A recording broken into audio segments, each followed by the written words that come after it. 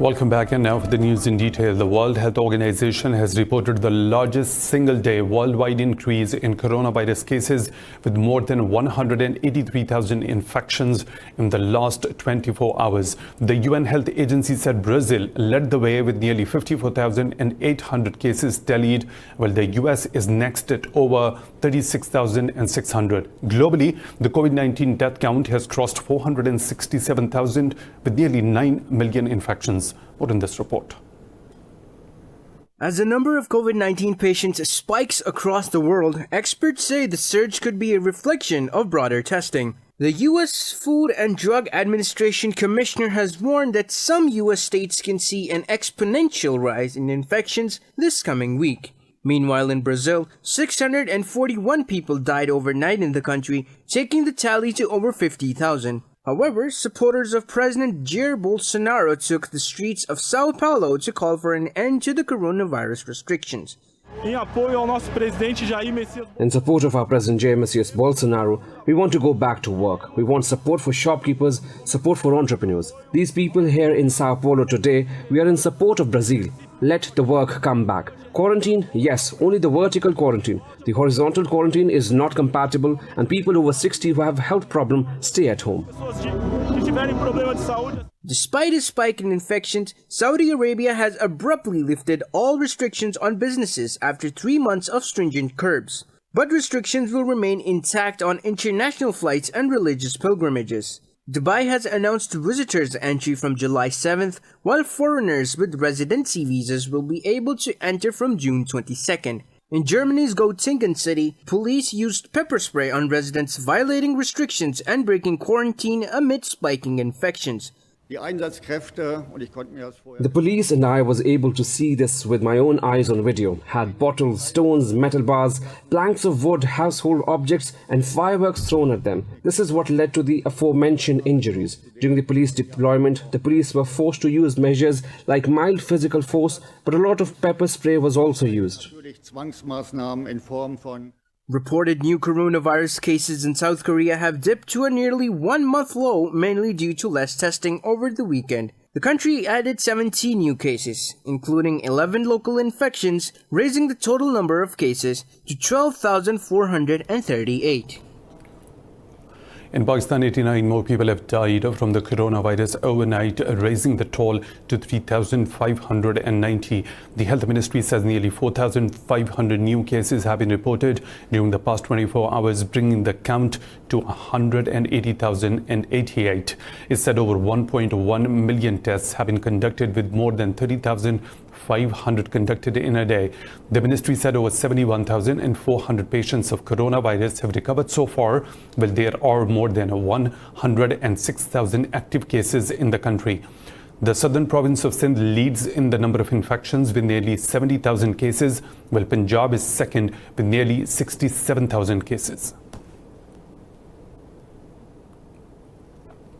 Pakistan's Foreign Minister Shah Mahmood Qureshi says India wants to destabilize Pakistan. He was referring to a recent terror attack on security forces in Pakistan and unabated ceasefire violations by Indian forces along the line of control. In a statement, Qureshi said pressure is mounting on India's BJP government after its humiliating defeat at the hands of China in Ladakh. He warned that India may increase its ceasefire violations across the line of control and activate its sleeper cells in Pakistan. The foreign minister went on to say that India is acting as a peace spoiler in Afghanistan as well. Qureshi said he would contact OIC foreign ministers to discuss the issue. The statement comes after Pakistan's Foreign Office summoned a senior Indian diplomat to protest ceasefire violations along the LOC. The OIC contact group on Jammu and Kashmir will hold an emergency meeting today to discuss the worsening situation in the occupied territory. In a series of tweets, the bloc said the online meeting will bring together the foreign ministers of Pakistan, Turkey, Saudi Arabia, Azerbaijan and Niger. OIC Secretary General Dr. Yusuf Al-Uthaymeen was quoted as saying that the meeting is part of a series of consultations to address the issue. The announcement comes after Indian troops murdered 3 youths in occupied Kashmir, raising this month's toll to 32. The occupation forces murdered civilians during a cordon and search operation in Zadibal area of the capital Srinagar. The occupied valley has been under a curfew and communications blackout for the past 322 days. Following the deadliest border clash last week, commander-level talks between China and India are underway to ease tensions at the line of actual control. The clash at Galwan Valley sector over territorial dispute resulted in the death of 20 Indian soldiers, including a colonel. The talks are taking place at Moldau on the Chinese side of the LAC. The first round of Corps Commander talks were held on June the 6th, where the two sides reached an important understanding on limited disengagement. But the consensus was breached on June the 15th during the de-escalation process. Meanwhile, former Indian Premier Manmohan Singh has cautioned Prime Minister Narendra Modi to be mindful of the implications of his statements. Speaking for the first time on the India-China face-off, Singh said Modi's statements could be used to vindicate Chinese position on the dispute. The Taliban have released 14 Afghan soldiers and police officers as part of a prisoner swap under the peace deal signed with the US in Doha. In a series of tweets, the group spokesperson Suhail Shaheen said the prisoners were released in Logar, Nangarhar and Nuristan provinces. Shaheen also said the Taliban officials met with the head of the UN mission in Afghanistan, Deborah Lyon. He said the two sides discussed the release of the remaining prisoners and the start of intra-Afghan talks. The prisoner exchange is part of a February deal which the US had signed with the Taliban in Qatar. A local armed group has killed 19 civilians in Congo's eastern Kivu and Ituri regions. Officials say bodies of the 9 people kidnapped on Friday have now been found in Kivu's northern area, while the armed group has slain 10 civilians in the neighboring Ituri region. The Allied Democratic Forces have been blamed for killing about 500 people since last year in retaliation for an army crackdown on their bases in the Beni region. Dozens of armed groups operate in eastern Congo, a legacy of the two wars in the 1990s that pulled in neighboring Uganda and Rwanda. Libya's GNA says it will not attend an emergency meeting of the Arab League called to discuss the country's ongoing crisis. Foreign Ministry spokesperson Mohammed Al-Kablawi said Libya has refused to attend the meeting as it violates the organization's bylaws. The Foreign Ministry also said Libya will not send a delegation because it was not consulted over holding meeting. This comes after the League's Secretariat General said Egypt had requested an extraordinary meeting to discuss the latest developments in Libya. Meanwhile, Russia and Egypt say there is no alternative to peace solution of the Libyan conflict and called for the launch of comprehensive dialogue. Earlier, Egypt's President Abdel Fattah al-Sisi asked his army to be prepared to carry out any mission within its borders or outside the country. Palestinians are worried that their limited access to the Dead Sea could be cut further if Israel annexes the occupied West Bank. Israel has announced plans to extend sovereignty over parts of the West Bank, including the Jordan Valley, which borders the Dead Sea. Palestinians have voiced outrage at the proposal. The Dead Sea is the popular destination where bathers float in hypersaline waters and use the nutrient-rich mud on their skin. Even some owners of the Israeli resorts are concerned they could lose customers under the annexation plan. Most countries view Israeli settlements in occupied territory as illegal. South Korea has criticized former White House National Security Advisor John Bolton and termed his account on summit diplomacy distorted. In a statement, National Security Director at the Office of President Chung Eui-yong says Bolton's account consists of inaccurate facts. Chung accused Bolton of unilaterally disclosing details of the diplomatic consultations based on trust among relevant governments. Chung said Bolton's disclosure represents a violation of basic principles of diplomacy, which can seriously harm sincerity of future negotiations. He says such acts can also undermine the allies' efforts to advance joint strategies and bolster security interests. In his book, Bolton accused US President Donald Trump of threatening to withdraw US troops from South Korea to pressure Seoul to pay $5 billion. Bolton said Trump praised North Korea for launching missile and used it as a bargaining chip to demand money from Seoul. China and the EU will hold a video summit today amid tensions over new tariffs on Chinese firms and Beijing's new security law in Hong Kong. The EU will discuss COVID-19 with top Chinese leaders after Brussels infuriated Beijing by accusing it of a campaign of disinformation. The bloc will be represented by European Council President Charles Michel and European Commission head Ursula von der Leyen, while China's Premier Li Keqiang and President Xi Jinping are also expected to participate in the video conference. Last week, Beijing's ambassador to the EU said talks are a chance to make relations more productive by seizing opportunities and addressing challenges. More stories to follow, but right after a short break. Stay tuned.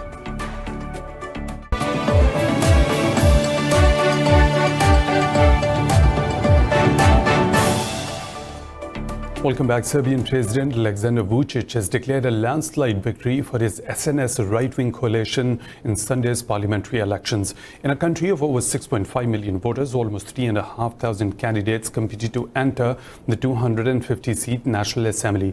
According to preliminary results from the Republic Election Commission, the SNS has won over 63% of the vote. Talking to media at the party headquarters, Vučić said his coalition received more than 2 million votes.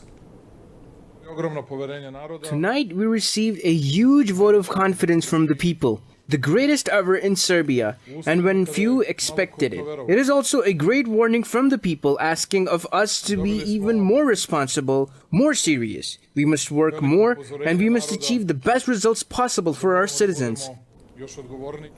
Meanwhile, the opposition Union for Serbia Alliance, which boycotted the elections, said the low turnout proved that the boycott was successful. Now moving on, in the UK, Black Lives protests continue as thousands of people across the country took to the streets for the fourth running weekend. Protesters in London gathered in Hyde Park before starting their march towards Downing Street.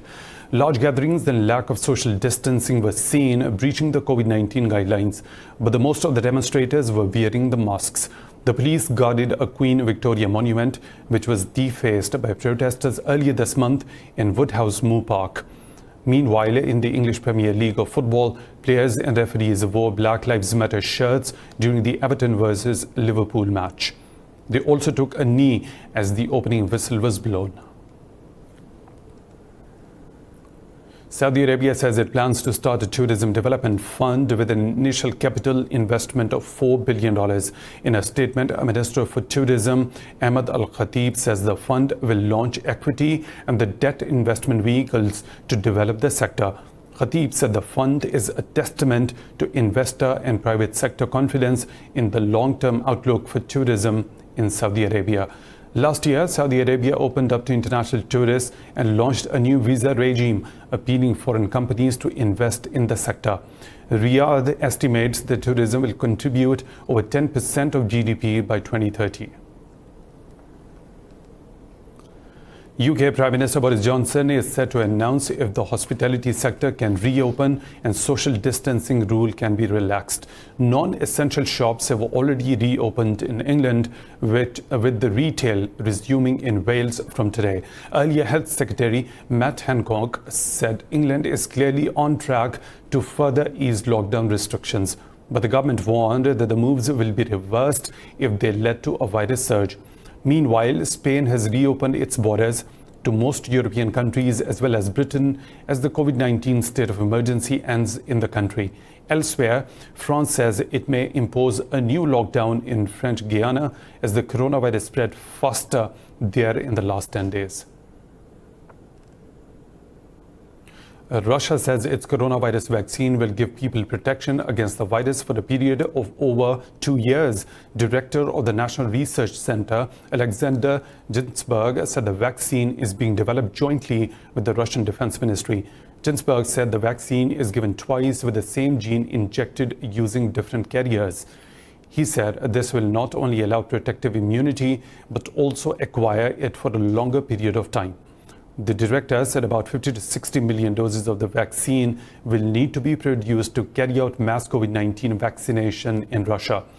Clinical trials of this developed coronavirus vaccine started earlier this month. The trials are expected to be completed by the end of July. An Iranian ship with a cargo of food has reached the Venezuelan waters despite strong opposition from the US. The Iranian embassy in Venezuela says the Gold Sun will arrive carrying food to open the first Iranian supermarket in Venezuela. Iran supplied 1.5 million barrels of fuel to Venezuela last month amid a collapse of refinery operations and tightening sanctions by the US. Tehran says it could dispatch 2 to 3 monthly shipments of gasoline to its ally Venezuela to help it ease the fuel shortage. Panama has exhumed remains of 19 victims of the 1989 US invasion from a cemetery as part of an official investigation into the operation. About 500 Panamanians are believed to have been killed by the US in the invasion, but rights groups say the true number is higher. The remains of 19 victims were initially placed into a mass grave but later reburied in a cemetery in Panama City along with dozens of others. Exhumation is part of a probe initiated by Panama's former president, Juan Carlos Varela, who set up a commission to investigate the death toll. On 20th of December 1989, the US invaded Panama after ties between the leaders of both the countries sank to an all-time low. US President George H.W. Bush ordered military action.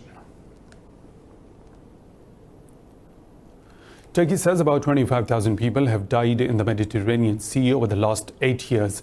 In a video conference, Turkish President Tayyip Erdogan says those people set out with a hope for a safe future, but most of the journeys ended up in death. Erdogan said fate of about 10,000 Syrian children who sought asylum in Europe is still unknown. Erdogan said migration issue remains a global phenomenon as millions of people still have to leave their homes due to war, instability, terror and poverty. Erdogan said Ankara embraced everyone without any discrimination, while EU countries places quota on them. He said people should drop their prejudice about migration and must become aware of contributions migrants bring to countries and societies. Erdogan said there are nearly 260 million migrants, over 71 million displaced people, and over 25 million refugees in the world. In Canada, yoga enthusiasts come out for the first time since the coronavirus pandemic began to celebrate the International Day of Yoga. They have created geodesic domes to practice their poses, maintaining social distance, and perform fitness activities in safe and responsible way. More in this report. After months of taking classes online due to lockdown restrictions, yoga enthusiasts in Toronto came out to practice in individual clear geodesic domes. Every student is assigned their own dome, which stands more than 7 feet tall and 12 feet wide. It has built-in heating regulation that creates a similar atmosphere as a hot yoga studio. The 50 domes are cleaned and disinfected after every use to prevent the spread of coronavirus. The event is a hot yoga and fitness event. It occurs in 50 private clear geodesic bubbles, domes. They're sanitized in between classes. We leave enough time, and they're sanitized by certified professional cleaners. The event is being hosted by LMNTS Outdoor Studio, partnering with 6 local studios. Organizers say the abrupt closure of fitness facilities inspired them to launch the event. They said there is still no official reopening date in sight for these venues. Enthusiasts are happy to come out as they get to connect with the world once again. The domes were pretty cool because I was able to get like a bird's eye view of all the students. So I felt like even though I wasn't able to obviously physically connect or touch any of my students to adjust them, it was really easy to like point people out and connect with them in a moment in their dome. So especially after teaching on Zoom for the last few months, it was a really great change. The event is set to last until July 31st.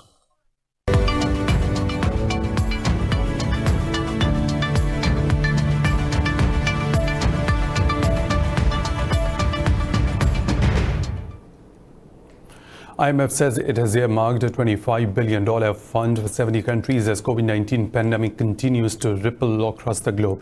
IMF spokesperson Jerry Rice said emergency financing is fast disbursing and unconditional. Rice said money will be spent on payment of nurses and doctors' salaries and for purchase of medical equipment to deal with the crisis.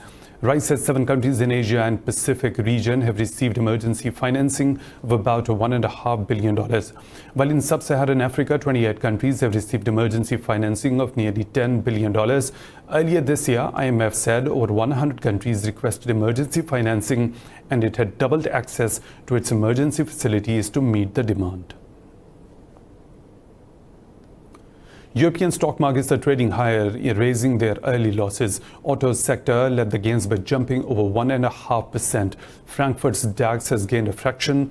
CAC 40 Paris is also trading fractionally higher. London's FTSE 100 is trading flat. In Asia, Seoul's Kospi led the gains, closing over 0.5% higher. Hong Kong's Hang Seng Index lost over 0.5% as the shares of Chinese tech giant Alibaba dropped over 2%. Nikkei 225 lost marginally, while Shanghai Composite traded flat. Meanwhile, international benchmark Brent crude oil price has gained a fraction, pairing early losses.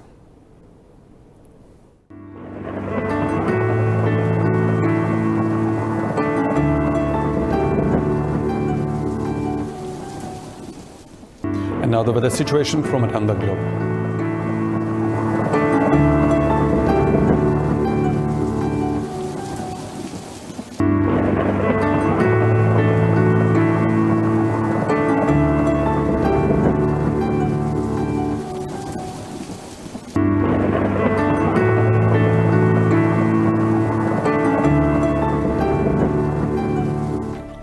And that's all for now. For the latest updates, you can follow us on social media at Indus.News.